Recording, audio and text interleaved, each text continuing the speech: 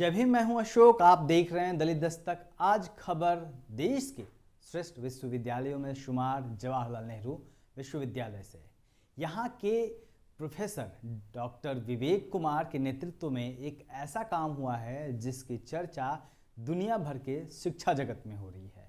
Doctor Vivek Kumar एक अम्बेडकरवादी हैं, प्रख्यात समाजशास्त्री हैं और देश भर में और देश के बाहर भी तमाम जगहों पे जाना माना नाम है।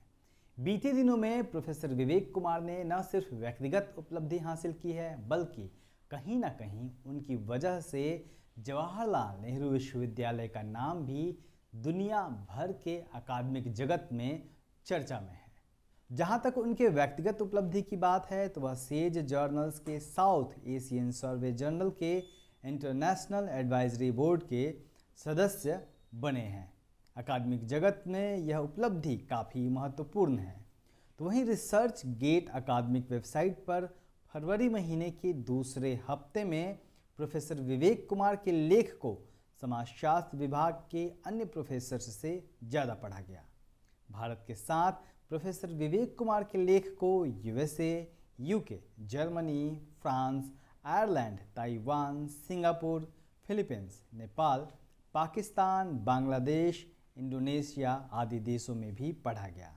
प्रोफेसर विवेक कुमार वर्तमान में जवाहरलाल नेहरू विश्वविद्यालय के school of social science centre में समाजशास्त्र विभाग के हेड हैं, एचओडी हैं, विभागाध्यक्ष हैं। फुले अंबेडकर संयुक्त जयंती के उपलक्ष्य में विचारधारा का महाउत्सव एमएनटी न्यूज नेटवर्क पर 1 अप्रैल से 14 अप्रैल तक एमएनटी व्याख्यान माला।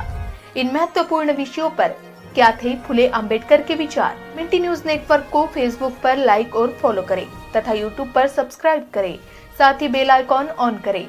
जय भीम, जय मूल निवासी। उनके नेतृत्व में जेएनयू के समाजशास्त्र विभाग ने अंतर्राष्ट्रीय उपलब्धि हासिल की है।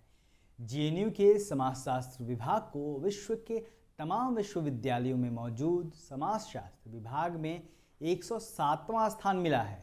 इसको लेकर दुनिया भर के अकादमिक जगत में न सिर्फ जेएनयू के समाजशास्त्र विभाग की चर्चा तेज हुई है, बल्कि विभाग का अध्यक्ष होने के नाते प्रोफेसर विवेक कुमार को भी सराहा जा रहा है।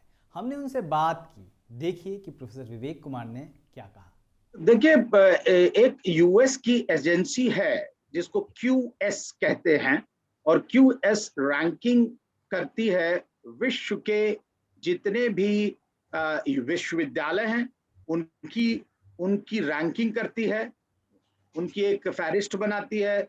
दूसरा, उसमें विश्वविद्यालयों में विभाग हैं उनकी भी जो है वो एक सूची बनाती है और उनको पायदान देती है कि वो किस पायदान पर हैं। तो ये अगर आप देखेंगे कि लगातार 3-4 वर्षों से जो हमारा जवाहरलाल नेहरू यूनिवर्सिटी का समाजशास्त्र विभाग है, जिसको centre for the study of social systems कहते हैं, उसको क्यूएस रैंकिंग जो है भारत में सर्वोपरि जिसे कहना चाहिए वो माना जा रहा है हमारा समाजशास्त्र विभाग।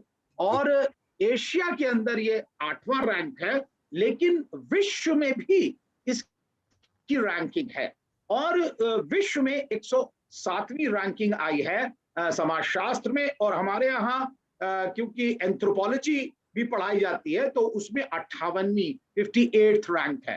तो कहने का मतलब यह है कि जो भारत में और वो भी जवाहरलाल नेहरू विश्वविद्यालय में जो समाजशास्त्र विभाग है वो विश्व के यूरोपियन कंट्री के और ऑस्ट्रेलियन कंट्री के या अमेरिकन कंट्रीज के बहुत सारे विश्वविद्यालयों से आगे है। तो ये अपने आप में एक बहुत सकारात्मक अर्जन है किसी भी विश्वविद्यालय के डिपार्टमेंट के लिए। मैं ये कह सकते हैं कि जीतती टीम है लेकिन नाम कैप्टन का हो जाता है। तो मैं तो ये समझता हूं हमेशा भी कोई भी विश्वविद्यालय हो या कोई भी विभाग हो, वह वहां के जो छात्र हैं और पूर्व छात्र हैं, जो टीचर हैं, पूर्व टीचर हैं, जैसे हमारे विभाग को बनाने वाले लोग हैं और उसके अंदर प्रोफेसर योगेंद्र सिंह, प्रोफेसर टीके उमन और आर के जैन, प्रोफेसर नंदू राम और भी बहुत सारे ऐसे टीचर हैं जिन्होंने कंट्रीब्यूट किया, और मैं वहां का छात्र रहा।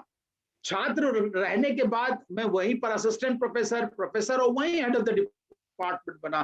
तो इसलिए मुझे लगता है कि ये एक कलेक्टिव अचीवमेंट, समेकित जो है अर्जन होता है। लेकिन हाँ, क्योंकि मैं इसका श्रेय ले सकता हूं, क्योंकि मैं यहाँ पर अभी विभागाध्यक्ष हूं और मुझे दूसरी बार जो है विश्वविद्यालय ने विभागाध्यक्ष नियुक्त किया है, ये भी अपने आप में एक इतिहास है।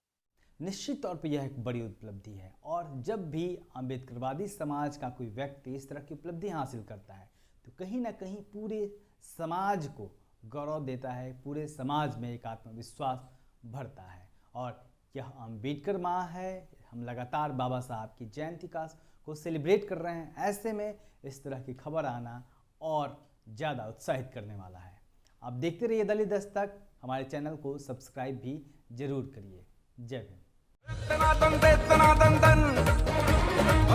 भीमा कोरेगांव फिल्म के निर्माता निर्देशक रमेश थेटे द्वारा दलित दस्तक को भी फिल्म का आधिकारिक डिस्ट्रीब्यूटर बनाया गया है, ताकि दलित दस्तक के पाठकों और दर्शकों तक वीआईपी पास आसानी से पहुंच सके। आप वीआईपी पास बुक करना चाहते हैं तो हमें दिए गए नंबर पर व्हाट्सएप करें या ईमेल करें।